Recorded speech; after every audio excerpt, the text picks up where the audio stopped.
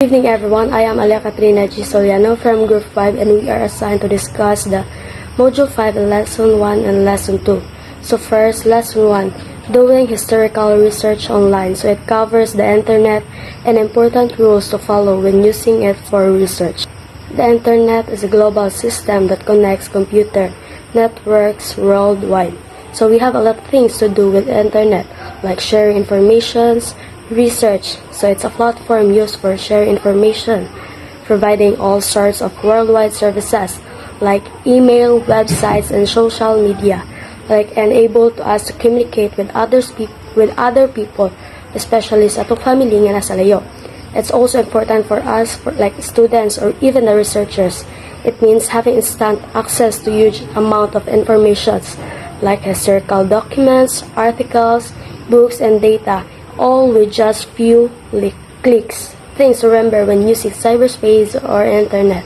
So when doing online research, especially historical research, it's crucial to follow these 3 ethical rules. So first, just because information is easy to find and available online doesn't mean you automatically have permission to use it immediately in any way you want. So you must always check the source copyrights, usage rights, and terms and conditions. So you should always respect the intellectual property of the original creator. So second, avoid plagiarism. Plagiarism is presenting someone else's works, ideas, words, or research as your own without giving them proper credit.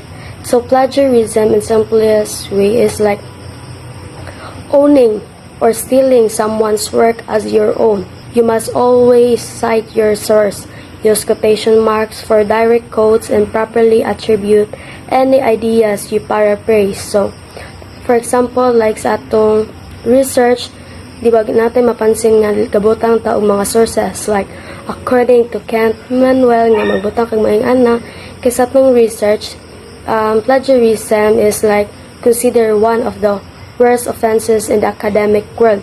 So that's why ang standard jud sa research is like magbutang ta og mga other research or like kanang mga na-defend na before nga mga research. So to make our research more reliable og ma-defend po nato. Always treat anything you find and use online with the same level of seriousness. So use the same reliable research methods like checking the author's credibility, publication date, and evidence to ensure the data you get online is accurate, trustworthy, and valid for your historical research. Search Engines is a program that helps you find websites and information on the internet. Like mao ni atong ginagamit to find informations or news or mga history. For example, like Google and Yahoo. So first, the Google. This is the most common search tool that finds all kinds of general information across the whole internet, especially to us students or even individuals. Mao na itong mga ginagamit jud karon nga to find news, information, or even images nga itong needs nga may balan. So Yahoo, it's a classic search website that also has extra features like news and email on its main pages. So karon kaning Yahoo is not dili na kay siya muragamit sa tuang mga students kay mostly sa Google na jud ta gagamit and na jud natong nakasanayan. Also have here the Google Scholar and Google Books.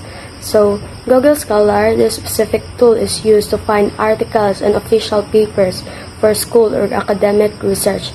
So Google Scholar is na-search nyo sa Google kaya na ginagamit sa mga students or even researchers na mag-find ang mga articles or mga historical. Next, Google Books. This service lets you search through and read parts of millions of scanned books and magazines. Going research online, Wikipedia, biggest open source cyclopedia in the whole cyberspace. In 2017, it has 40 million articles in 293 languages. It provides a useful launch pad to source that you may use for research. So, ang Wikipedia ay isang online free cyclopedia na pwedeng i-edit ng kahit sino para sa isang malaking project ng buong mundo kung saan lahat tayo ay pwedeng mag-contribute. Pero dapat tandaan, sa paggamit ng Wikipedia ay secondary source lamang siya. So, ibig sabihin, hindi siya ang original source ng information.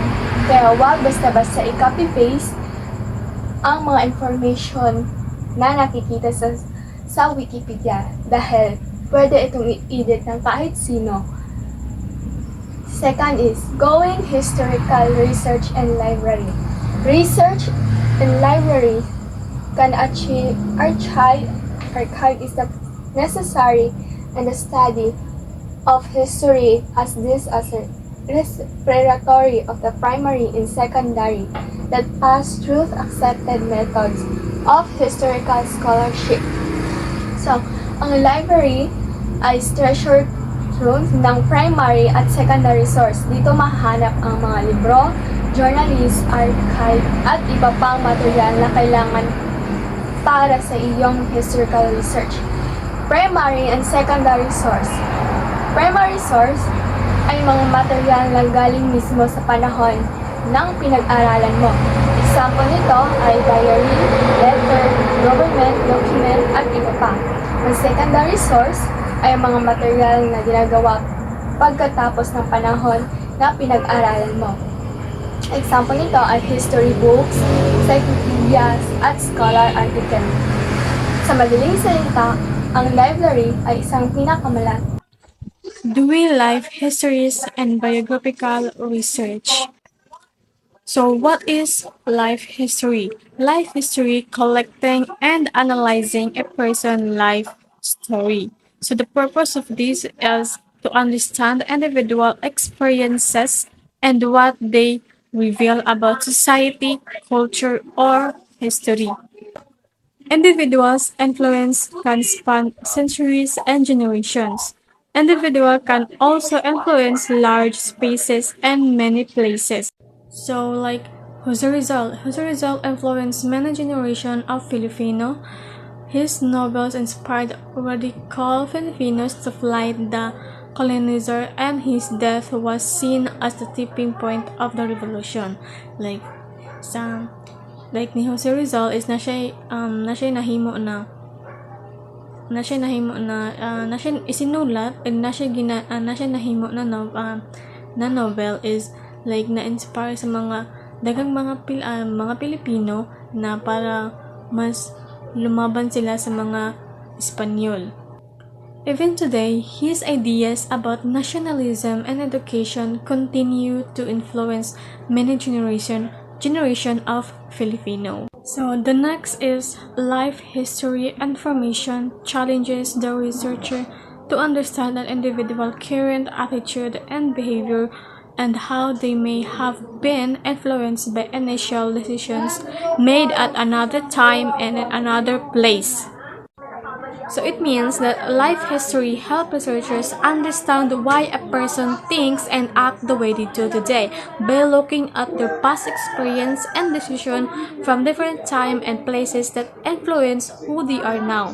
Like for example, a person who grew up poor may value money and work very hard as an adult. Like their past experience of poverty influence their current attitude and behavior towards work and saving. So the second is life history allow the researcher to explore a person's micro-historical individual experience within a macro-historical history of the time framework.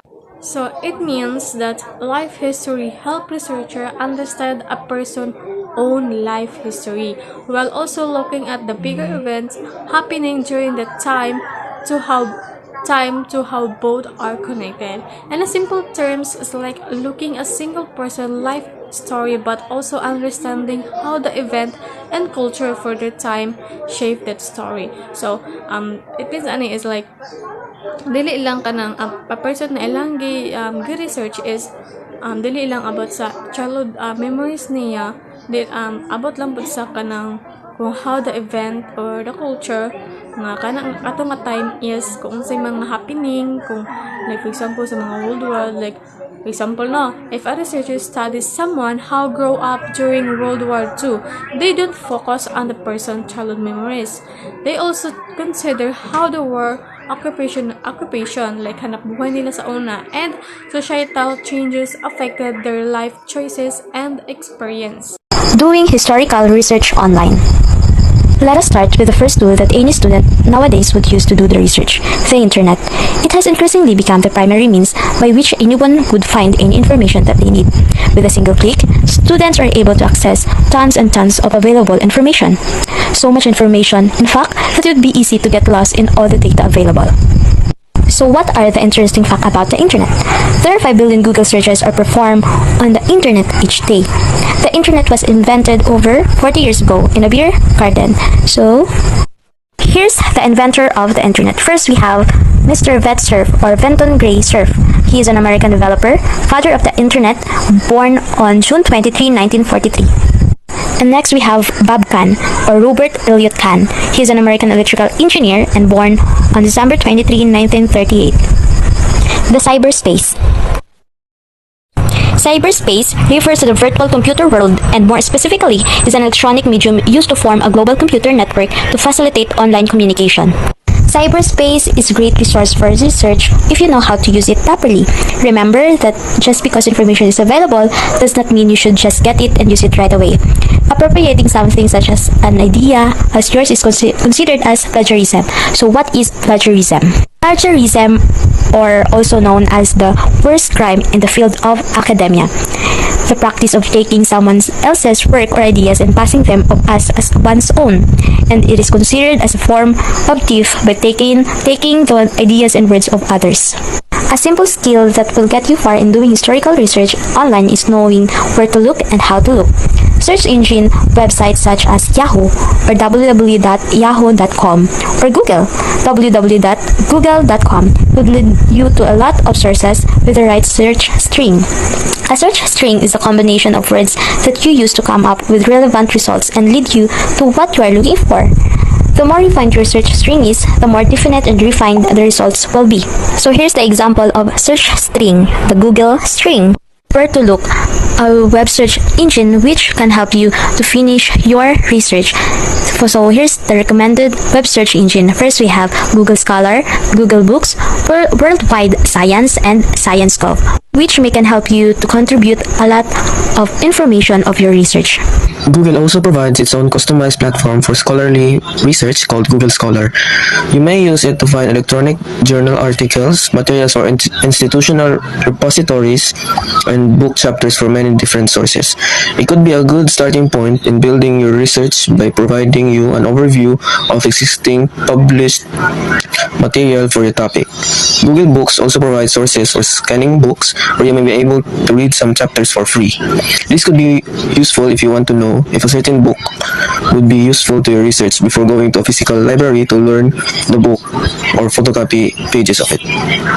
Sometimes a simple search online is all you need to find the data you need, and most often one of the first results that will come out will be the pages from Wikipedia. Wikipedia is the biggest open source encyclopedia in the whole cyberspace. In 2017, it has 40 million articles in 293 languages. Being an open source encyclopedia, anyone could contribute or edit articles in the site, which makes some of the information in the site unreliable. Nonetheless, Wikipedia provides a useful launchpad to sources that you may use for research. When you read Wikipedia, look at the linked citations in the articles, which could lead you to source you may use for your own research. However, exercise caution in using this site, as many in the academe frown upon research that utilizes Wikipedia. As a practice, use Wikipedia to gain a general overview of what you need to know so that you may be guided in looking for credible and reliable sources that you need for Your research. There are websites that you may use to legally download scanned copies of books and other materials for free, especially those books with expired copyrights and are in public domain.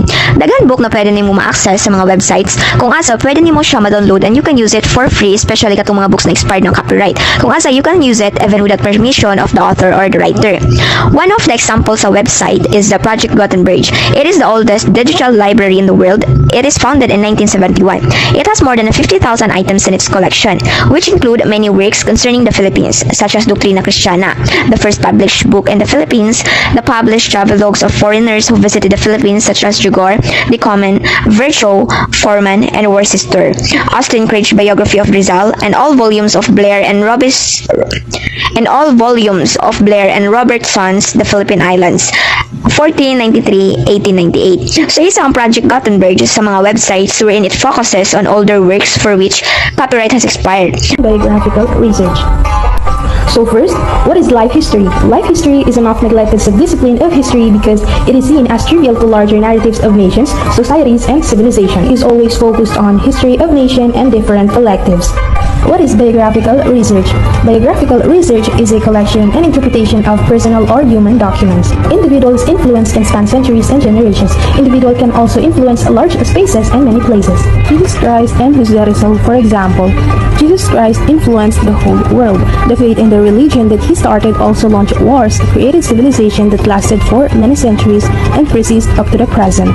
On the other hand, Rizal influenced many generations of Filipinos, and his novels inspired radical Filipinos to fight the colonizers, and his death was seen as the tipping point of the revolution. Nevertheless, the writing of life history should not be limited to great individuals like heroes, prophets, or world leaders. Ordinary individuals should also be able to locate themselves in the pages of history. One should see himself as a part of a larger history and not as a separate and remote entity unaffected by what is happening around him. Doing life histories should be accompanied by locating the life of the individual in the larger social life.